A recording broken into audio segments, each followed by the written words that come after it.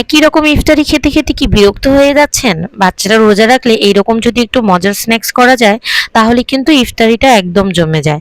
তো চলুন দেখা যাক কিভাবে বানিয়ে নিলাম এত মজার এই রেসিপিটা। ফ্ল্যাশব্যাক। হেই গাইস, আসসালামু আলাইকুম, ইটস মি আঁখি। সবাই কেমন আছেন? আশা করছি সবাই অনেক ভালো আছেন। তো প্রথমে যেটা করব, আমি এখানে দেখেন কিছু আলু সিদ্ধ করে নিয়েছি আর এগুলোকে খুব ভালো করে একটু ম্যাশ করে নিব। তারপরে আমি এখানে চুলোতে একটা কড়াই বসিয়ে দিয়ে এখানে আমি পরিমাণ মতো তেল দিয়েছি। আপনারা চাইলে কিন্তু এখানে সরিষার তেল দিতে পারেন, আমি সয়াবিন তেলটা ইউজ করেছি। এরপরে আমি দিয়েছি পেঁয়াজ কুচি, আর এই পেঁয়াজ কুচিটাকে একটু হালকা করে ভেজে নিব, একটু একটু ব্রাউন কালার আসবে এরকম।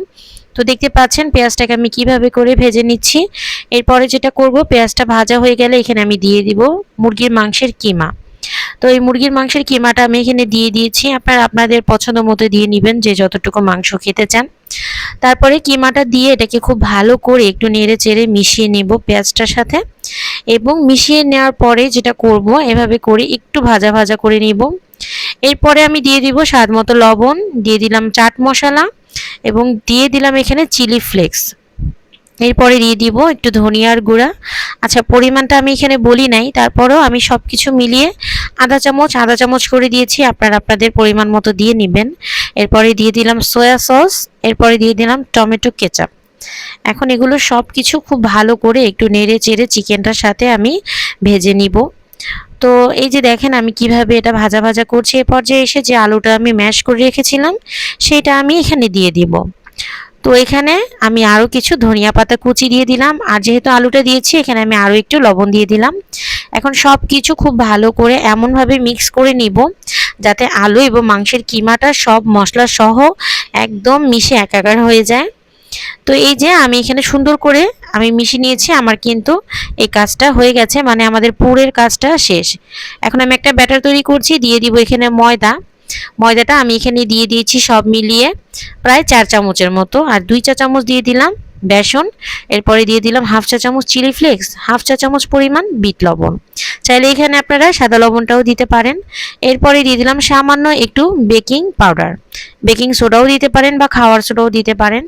এরপরে যেটা করব, পানিটা অল্প অল্প করে দিয়ে আমি এখানে একটা ব্যাটার তৈরি করে নিব। আর এই ব্যাটারটা খুব সুন্দর করে স্মুথলি কিন্তু মিশিয়ে নিতে হবে যাতে কোনো রকম গুটি বা দানা লামস একদমই না থাকে, সেইভাবে করে মিশিয়ে নিচ্ছি।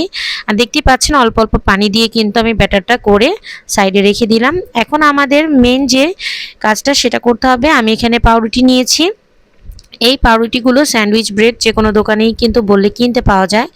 এবার আমি পাউরুটির মধ্যে সরাসরি সেই যে আলু আর মাংসের পুরটা তৈরি করেছিলাম ওইটা খুব সুন্দর করে মিশিয়ে নিচ্ছি।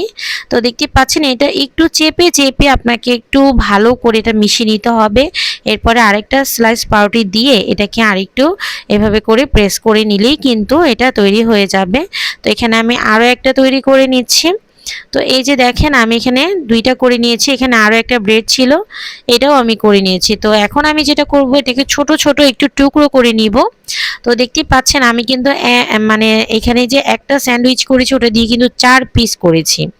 আপনারা চাইলে আরও বড় বড়ও রাখতে পারেন, এটা আপনাদের পছন্দ মতো আপনারা শেপ দিয়ে নেবেন। তো এখন আমি চুলোতে তেলটা গরম করতে দিয়েছি, তেলটা কিন্তু মিডিয়াম আঁচে গরম থাকবে। আর এই যে ওই ব্যাটারটা আমি আরেকটু পানি দিয়ে একটু লিকুইড করে নিয়েছি।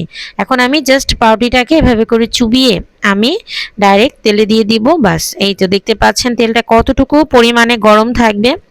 এটা কিন্তু আপনারা একটু তেলটা ভালো করে গরম করে নেবেন, কারণ আপনারা যদি তেলটা ভালো করে গরম না করেন তাহলে কিন্তু একদমই নষ্ট হয়ে যাবে জিনিসটা, কিন্তু মচমচে হবে না, ক্রিস্পি হবে না, আর যে বেসনের লিকুইডটা এটা কিন্তু ছড়িয়ে যাবে।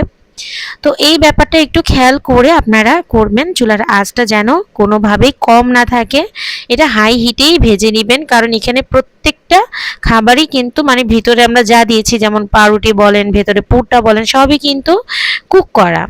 তো এই যে দেখেন যখন এরকম একটু মচমচে হবে এবং সুন্দর একটা লাল কালার এরকম চলে আসবে তখন কিন্তু আমাদের এটা হয়ে যাবে।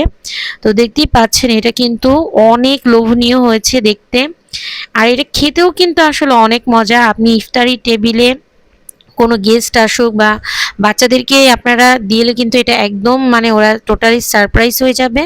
আর খেতেও কিন্তু অনেক মজা লাগে, এটা খুব মজার একটা খাবার। তো বাইরের ভাজা পোড়া না খেয়ে আপনারা বাসাতেই কিন্তু এরকম মজার একটা স্ন্যাক্স বাচ্চাদেরকে তৈরি করে দিতে পারেন।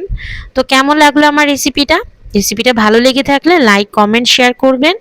আর হ্যাঁ, আপনারা সবাই কিন্তু পুরো ভিডিওটা দেখে তারপর কমেন্ট করবেন। সবাই ভালো থাকবেন। আসসালামু আলাইকুম।